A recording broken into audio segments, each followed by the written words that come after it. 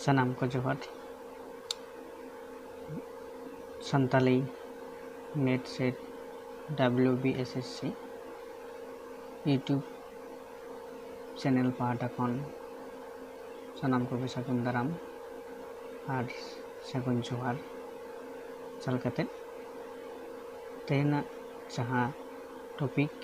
दो हुयुग कना Santali net set syllabus जहाँ जाति विज्ञान से एथनोलॉजी जहाँ पाठ गी गलमाराव हुआ जे एथनोलॉजी पाठ से टॉपिक रे जहाँ गलमाराव तेना तो मेना अकदा जे जाति विज्ञान की परिभाषा और स्वरूप मुख्य शाखाएं उपयोगिता और वैशिष्ट्य सामाजिक व्यवस्था आर्थिक व्यवस्था एमान साताम को इदी कते गे तेना जहाँ गलमाराव आखड़ा उना गलमाराव दो एतोबा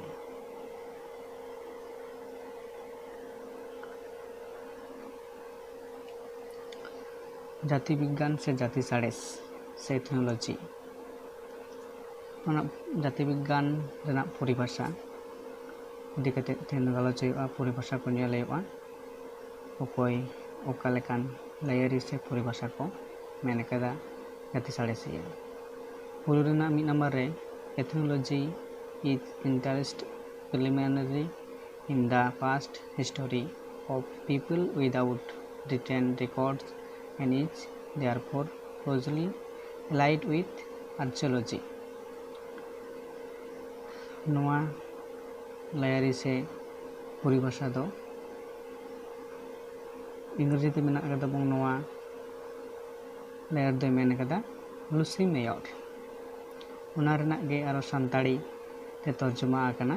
उना लायारी दो नोंका जे जाति विज्ञान रेया रोज आसोकायते हर कोआ बेअल खन हुयुग कना आर नावा लेकाते पुरातत्व साला गहिर सुपुर दुनोड़ा मेना कदा ताले मिड नंबर लेयर रे चिन्ह कना संताड़ी ते तर्जुमा मेना कदा इंग्लिश तो तर्जुमा मेना कदा निते बुझेला वन नंबर लेयरी लेयरी दो चेलका मेना कदा जे the study of culture on comparative basic and theory of culture is ethnology. Ethnology is distinguished from ethnography as being more inclined towards theory and the comparative study of institution. No layer is a परिभाषा दय मेना कदा E.B. Taylor. नोरना संताड़ी तर्जुमा मेना कदा English और संताड़ी तेगी परिभाषा को दो एम होई कना जे संताड़ी ते जहाँ तर्जुमा तुलजोखा लेकाते अरिचली रिया अध्ययन कना और अरिचली रिया काडेर जाति विज्ञान कना जाति विज्ञान और जाति वर्णन रे आसल भेनेगार नवा कना जे नावा काडेर लेकाते अध्ययन कना आर ओनारे संस्था को रेया तुलजोखा अध्ययन कना नवा बनार सानताड़ी एवं इंग्लिश ते नलेयारी नोइना इन तायम पे नंबर लेयरी से परिभाषा सामाजिक मानव शास्त्र दो सावताविद रिया उना चंगा कना जहाँ रे आदिम सावता को पढ़ा हुआ नोआ लेयरी से परिभाषा दो मेन कदा ए ब्राउन फोन नंबर जहाँ मेना परिभाषा ethnology is the science of people their culture and life history age group नोआ हो सानताड़ी दा तर्जुमा मेना कदा कलेका जे जाति विज्ञान उना साड़ेस कना जहाँटा को रिया जनोड़ा हर को उनकुआ अरिचली और दल को जीवन व्यवहार खन हुयुग कना से मेना नोआ लायरी से परिभाषा दो मेन कदा क्रवार रोबर जायहोक इन तायम जहाँ परिभाषा बन नेला 9 नम्बर ना परिभाषा दो नोंका हेनाग कदा जे सावतारिया मानव सालिस दो सावता साड़ेस रेना उना हाटिंग कना जहाँ आदिम सावतारिया पढ़न हुआ नवा लेयरी दो मेन कदा से परिभाषा दो मेन कदा रेडक्लिफ ब्राउन इन तायम नेलाबन 3 नम्बर परिभाषा 3 नम्बर परिभाषा रे चेद मेना कदा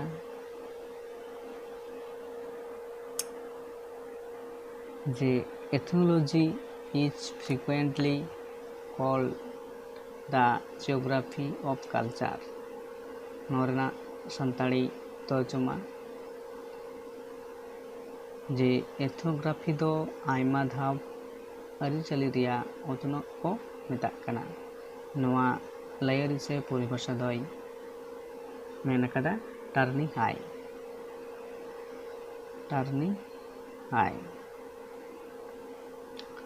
नितायम आरबन नेल लगी जे मिदबार कथाते से मिदबार कथाते एथनोलॉजी दिखाते चेकना जाति विज्ञान से एथनोलॉजी दो मानव साड़ेस एंथ्रोपोलॉजी रेना मिदटां चांगा काना नितायम आर चेक नेला जे एथनोलॉजी अड़े दो ग्रीक अड़े एथनोस कोन जानाम आकाना इन तायम जे एथनोस अड़े रिया माने दो जाति भिन्न भिन्न मानमी या उर्गन और उनको तलारे सगई तुलुजोखा लाकचार सावता एमाना ए बिसड़िया नितो दो नुनागी आरो तायम दाराम नौकागी एथनोलॉजी टॉपिक रेना तायम दाराम हाटिंग मेना कदा उना इदी कते तायम दाराम गालमाराव से उनकाना वीडियो सपड़ा हुआ नवा वीडियो नेल कते चेक कापे बुझाव केदा बगे बड़ी सनामा गे कमेंट तलाते लाइक ताबन पे